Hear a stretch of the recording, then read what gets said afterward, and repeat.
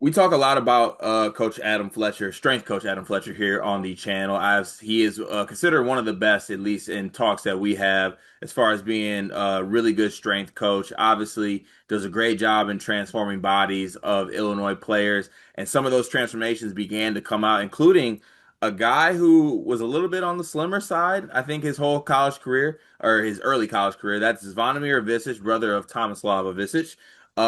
We have a before and after photo where Fletch said that he added 27 pounds to his frame. I'd also like to note that he added some facial hair and a nice tan.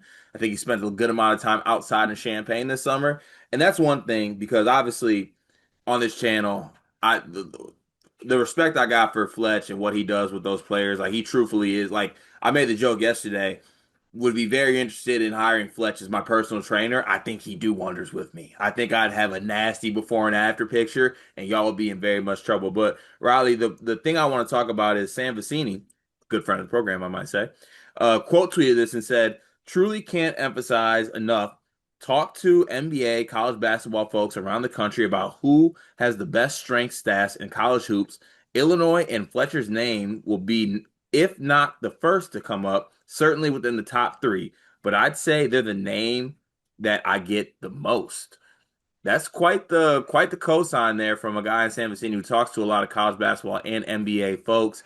And a big part of like you got to look to what this can be used as like a recruiting tool as well, like what Fletch can do to get your body to the next point. I guess I'll ask you, is this like a big, I mean, obviously it is a big deal, but like how big of a deal is it that they have this I guess this reputation, Fletch has this reputation, and then two, do they have the best strength program? Because I mean, there's a lot of programs out there. I mean, I looked at like Houston, like all those guys Mhm. bite floor every now and then, and they're strong as shit. So, what do you take from this? I guess this quote from Vicini. Yeah, for one, the big takeaway here is the tagline of "Built Different" with the capital ILL. That Yeah, might be the best part. honestly, that's fire, and I feel like I don't know if that's the first time I've seen that, but that's elite. If you want to brand yourself as the best strength and conditioning program in the country, you need a tagline like that. So, hat tip to Mr. Fletcher himself.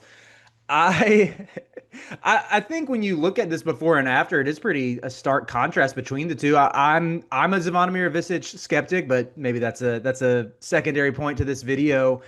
I would be curious how they measure success from like the guys they're adding bulk to, because to me, when I think about where is defense, well, I'm about to contradict myself. Initially, I'm like, where is the strength the most important? I think on the defensive side of the ball, and that's where I would say Illinois has struggled in recent years, and it Right. seems like they haven't really had any strength around the rim, protecting the cup in particular since Kofi was there. But on the flip side, if you look at how good their offense is, you think about someone like Terrence Shannon and Marcus Domask, who could finish through contact around the basket and seemingly got to the rim at will.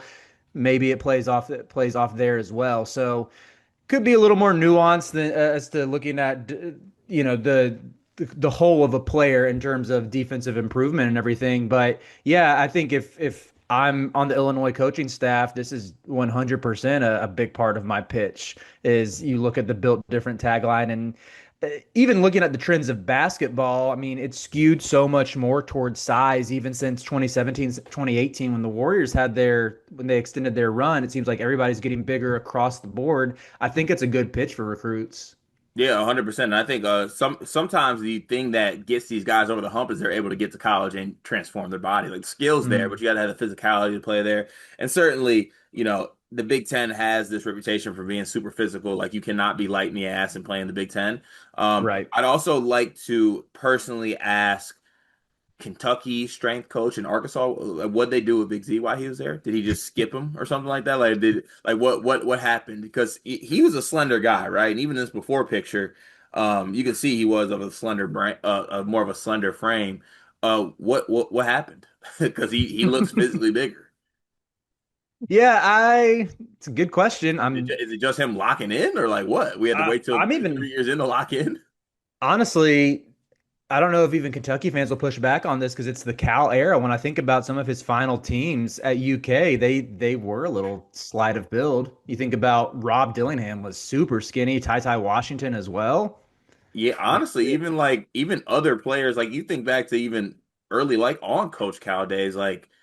Shea Gilgeous-Alexander was slight. Ashton Hagen Hmm. slight. There was a lot of slight guys that were kind of in that mold. Maybe listen, I respect the DJ GOAT. Wagner hasn't really, but he hasn't really No, bulked up, has he? no, he hasn't. And look, I'm a DJ, or not DJ Wagner. I'm a Coach Cal guy. I'd rather go to Drake's house than Lift's. So respect to that. But honestly, I didn't even make that connection. Maybe it is something like with Coach Cal and players not getting in that weight room. That's not good. Yeah, I think that's. I mean, it's definitely worth some reckless speculation on, Yeah. at the very least. Oh, that's insane. We're 100%. All right, the last thing I kind of want to get on this. It's funny you brought up that point because I didn't think about that, but you really do kind of link defense and physicality as one. And this hasn't been necessarily the best defensive team.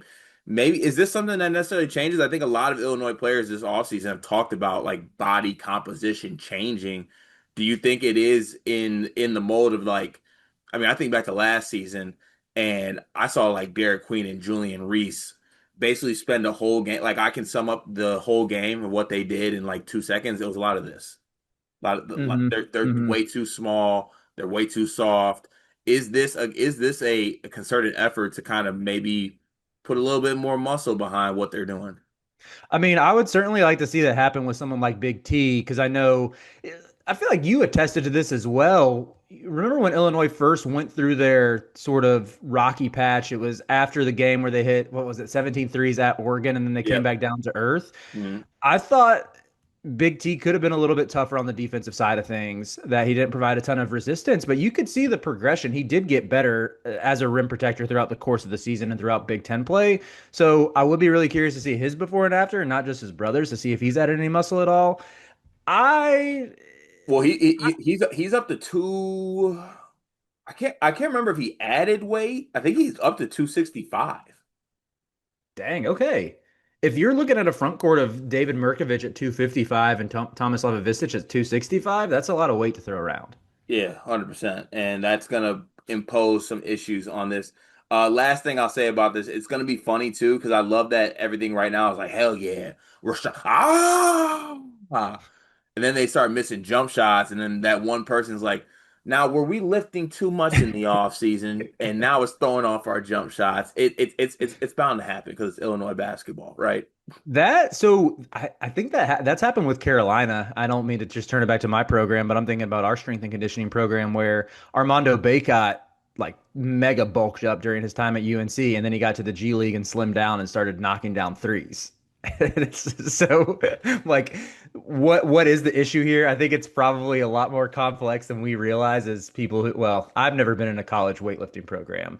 Um, People forget you have, but A fake one. I think the something that I would say I'm honestly more intrigued. Well, man, sorry, I'm doing a lot of back and forth with myself as I'm like hashing out what I'm gonna say because I think it is good to add strength and size, but simultaneously I'm more intrigued by how do they help you move? How flexible are you? How like what's your lateral mobility that they're working on? Yeah. Because It I would. think if you can Sorry, find not that happy, oh, go ahead. no, no, no, not to cut you off, but like you look back to last season, Fletch did a great job of that with Will Riley. It was about like foundational stuff. Basically, not we're not trying to make him a bodybuilder. We're trying to give him functional strength, right? Like plyometric stuff, Yep. stuff to really like get the foundation and like the whole have his body hold up, which to Fletcher's credit, I feel like he does a great job of that. He identifies like, okay, this guy doesn't need to be this bodybuilder guy. He Mhm. just needs to be more functionally strong. It's not necessarily something you're going to see, but I mean, like to the point you were getting to, it's not all about just like, okay, oh wow, that guy's throwing up 90 more pounds on the bench press. Yeah, and with Big Z, I mean, he looks like he has added a healthy amount of muscle. You don't look at him and think he's overly bulky. It's Yep. again, I'm more so interested to see, can he combine this weight gain with maybe some added flexibility because he plays upright. That was his knock at Kentucky and Arkansas, the defensive end. He like doesn't really get in a stance. He's not the most mobile. If you can attack him one on one, he can give you some shot blocking because of his length, Mhm. but some of the agility, the quickness, the even the ability to cover ground, that's where you want to see some more improvements. Yeah, I know they say like Draymond Green shoots like he has a backpack on. Big Z moves like he has one of them back braces on at all times. It's just like no matter what he does, his upper body just stays like this, and people are just bodying him and giving it to him. I, Uh, but I still think Colin Murray Boyles parlayed one performance against Big Z where he scored like 30 into a top 10 draft pick. hey, Like, please respect Colin Murray Boyles on this podcast at all times. But uh, the last thing I'll say on this, and I feel like I've been overly positive. So I gave myself grace to say this. It'll forever be funny to me that like obviously this is a big sell. This is something you want to say, but it is hilarious to me that it's like, oh, college athlete in college weightlifting program gets in shape. It's like a duh. yeah. It's what you're supposed to do. It's your job too. Like go like it's hard not to. It's hard not to get in Mhm. shape when you are in a program like this, which to another point, I don't know how guys go throughout college out of shape.